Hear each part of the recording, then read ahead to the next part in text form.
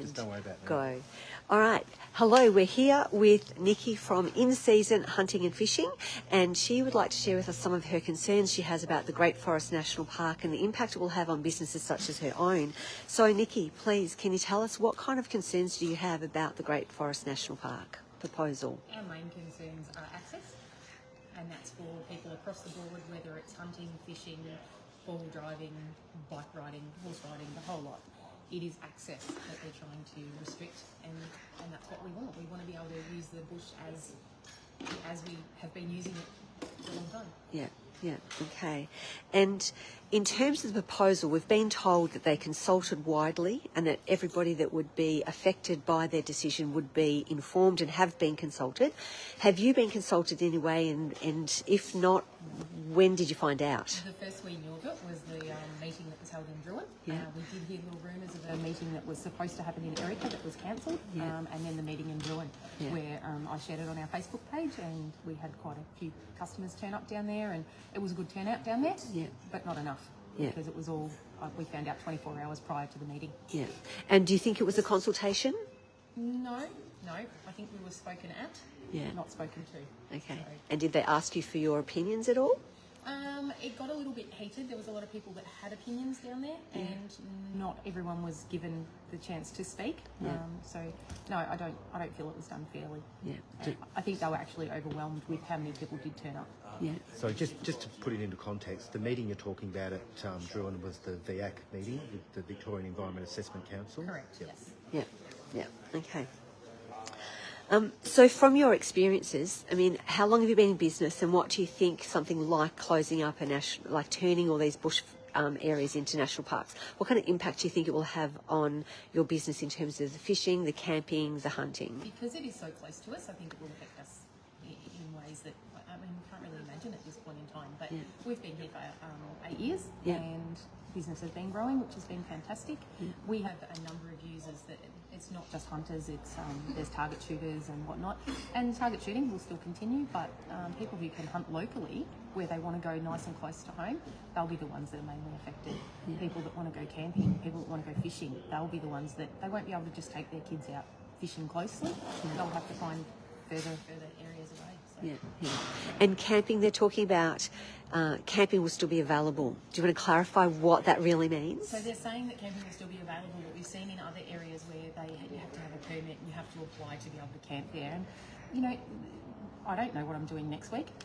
So if I just want to, all of a sudden I've got Friday night free and I want to go for a camp, I've got to jump on a website, make sure there's a camp free, pay for it, and go from there. So it's not as easy as just throwing your swag in the car or your tent in and off you go. So free camping will definitely be affected. Correct. Okay. And I think it is also going to push a lot more people into the one area too. So where you could go out and camp in some various areas, if they're going to reduce them to certain campgrounds, everyone's going to concentrate on that one campground. It's going to be overcrowded. That kind of defeats the purpose of getting out to the bush and being isolated. Yeah, exactly. Yeah. Okay. And the government is talking about having ecotourism, that there'll be alternative businesses created. Is a business like yours applicable to an ecotourism kind of funding? To a certain extent, but no, they're going to say we're already established, so we're not eligible for any funding. The way they're going to go, but I think yes, it may create a few new businesses, and that's great for those people who are up and coming and trying to open a new business. But it's also going to affect a lot more smaller businesses that people don't even realise. And I think that outweighs what they're trying to do. So, what kind of businesses are you aware of maybe already that could be affected? Look, I think it's more even the local pubs, the local servos, the shops, the people spend money on their way to these destinations, whether it's for fuel, whether it's for food, whether it's for accommodation. Some people don't like to camp. So all of these are going to be affected.